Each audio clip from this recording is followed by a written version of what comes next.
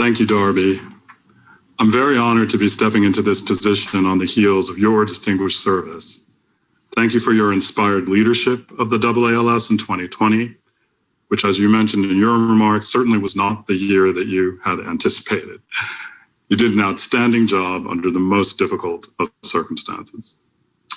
In addition, I want to thank the members of the Executive Committee with whom I have worked over the past 5 years. It has been a privilege working with all of you, and please know how much I value your collegiality and wisdom. I also want to extend my deep appreciation to the AALS staff. Your hard work every day behind the scenes is what allows us to host these successful conferences year after year. You are an incredible team, and I look forward to our continued work together.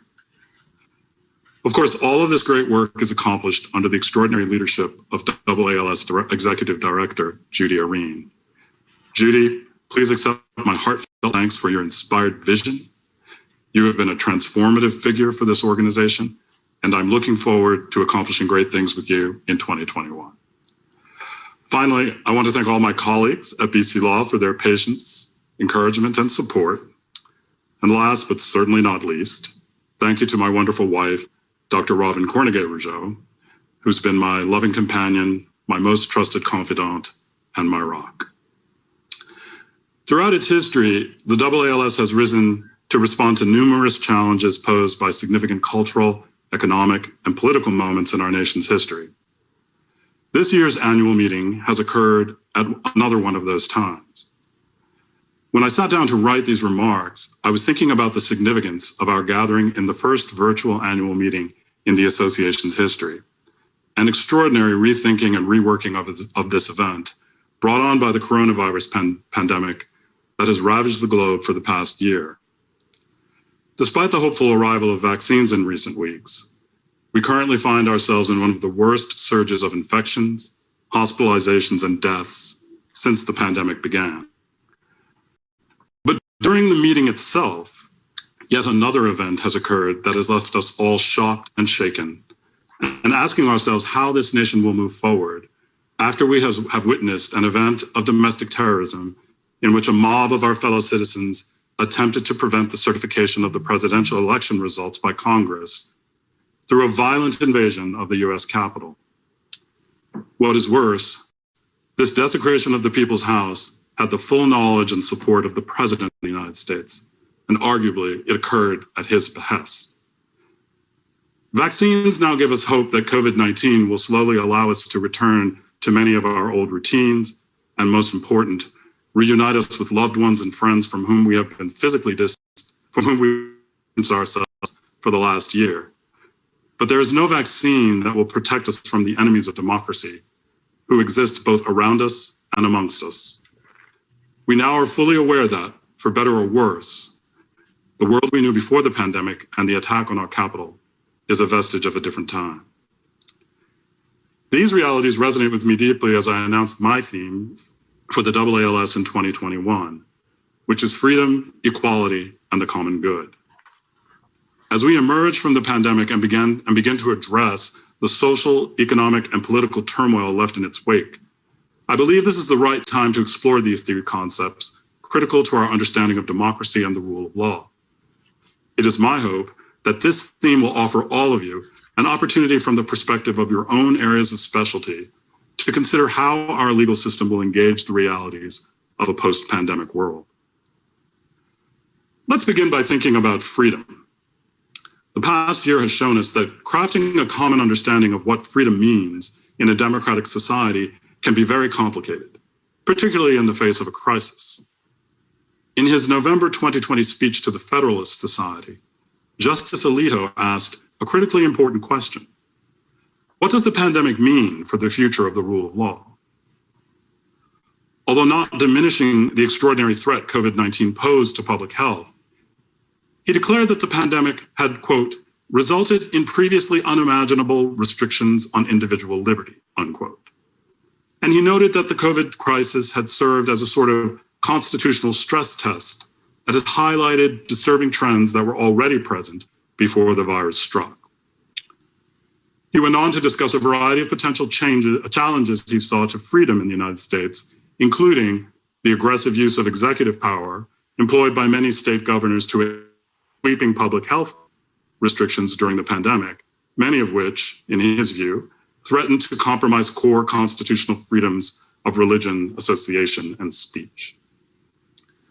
Yet while some have seen these actions as threats to our cherished freedoms through government overreach, we also have witnessed individual citizens, many acting in the name of exercising their freedom, ignore government-imposed restrictions such as mask wearing and in-person gathering limits, resulting in an explosion of virus infections, hospitalizations, and deaths that have fallen disproportionately on the elderly, those of low and moderate income, and communities of color.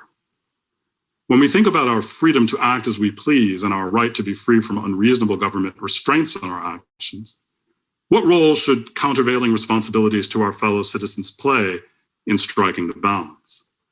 How can a democracy survive without empathy, mutual respect, and compassion? This brings me to the issue of equality and the struggles we face to realize its meaning. One of the bedrocks of equality in a modern democracy is universal suffrage. Our most recent presidential election saw the highest voter turnout in a century, a milestone to celebrate and a sign of tremendous citizen interest in the future of our nation. We also saw, unfortunately, some of the most brazen attempts at voter suppression since the Jim Crow era, this time on a national scale. Yet not even a violent attempt to subvert the will of the people through an act of insurrection prevented 147 members of the US Congress to the certification of the people's vote for president, based on spurious allegations of widespread voter fraud. The visible expression of the democratic value of equality, represented in the broad availability of the franchise, is still a contested notion in this country. And it is inextricably linked to our history of slavery and white supremacy. A once-in-a-century pandemic could not suppress the symptoms of America's chronic racism, and the most recent outbreak of this disease has the nation unlike anything we have seen in a very long time. During 2020, we were reminded yet again through numerous brutal killings of Black men and women by the police that our striving for racial justice has been insufficient and remains incomplete. Just a few days ago, we learned that no charges would be brought against the Kenosha, Wisconsin police officer who shot Jacob Blake in the back multiple times as he moved away. And questions now rage about the tepid police response to the overwhelmingly white mob that breached the Capitol. The issue of race reminds us repeatedly that democracy and the rule of law in America are still deeply compromised by structural racism. Indeed, in a recent traditional understandings of how we think about race in the United States, Isabel Wilkerson has suggested that the quest for racial justice and equality in this society has been disfigured by the endurance of a status-based economic and social order that cannot be undone by on individual rights and freedoms, but is better understood through the concept of inequality continues to persist in a society where other forms of inequality have hardened and remained unaddressed. The data demonstrating the lack of social mobility and the chasm of income inequality in the United States continue to mount and are impossible to ignore or explain away. The richest 0.1% of American households have the combined worth of the bottom 85%. And that same group controls close to 20% of the nation's total wealth. According to the World Economic Forum, in 2020, the United States ranked 27th in the world for social mobility. Of the G7 nations, only Italy ranked lower at 34. The US performs poorly relative to its economic peers in any number of other measures, including life expectancy, the percentage of children living in single-parent households, and educational outcomes. Life has gotten demonstrably worse for most Americans over the past 40 years. Consequently, we should not at all be surprised that we are seeing a surge in the appeal of authoritarianism, nationalism, and xenophobia, and an outburst of acts of mayhem and violence. As Michael Sandel has argued, for most people in this country, the American dream may well be best described as a noble lie. a belief, though untrue, that sustains civic harmony by inducing citizens to accept certain inequalities as legitimate. Problem is, the facts on the ground are becoming too obvious to ignore, even for those who want desperately to believe otherwise. We all know that rampant inequality is an enemy of democracy. So if we care about the future of our republic, what to do about it? One possible approach might be to turn our attention to the concept of the common good. Democracies of the modern era, the United States and France, share many things, and both have served as inspirations to countries around the world as they formed new legal systems and democratic governments. Both democracies sprang from what were in history radical ideals, and from revolutions that both broke explicitly with the old order of aristocratic hierarchy inherited. But one critical part of the French Republican tradition that the United States does not share, the constitutional principle of fraternity. The most widely known recent expression of this concept in French law was in 2018, when olive farmer Cédric Héroux was protected from prosecution after being charged with smuggling undocumented migrants across the French-Italian border. The French Constitutional Court ruled that Héroux had acted within his rights as a French citizen, noting that, quote, the principle of fraternity confers the freedom to help others for humanitarian purposes, regardless of the legality of their presence on national territory.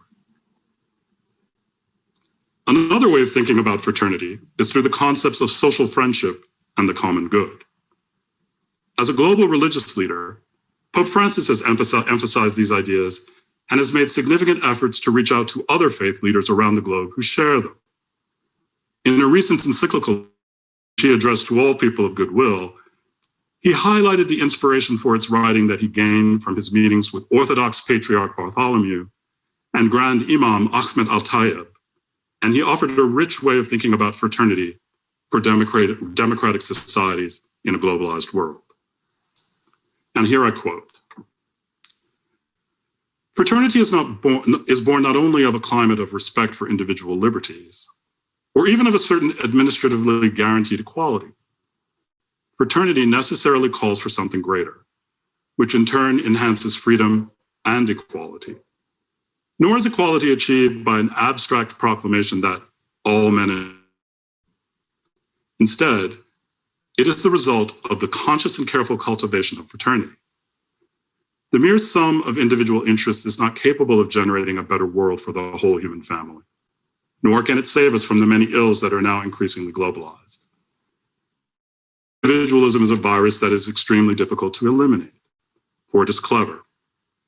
It makes us believe that everything consists in giving free rein to our own ambitions, as if by pursuing ever greater ambitions and creating safety nets, we would somehow be serving the common good.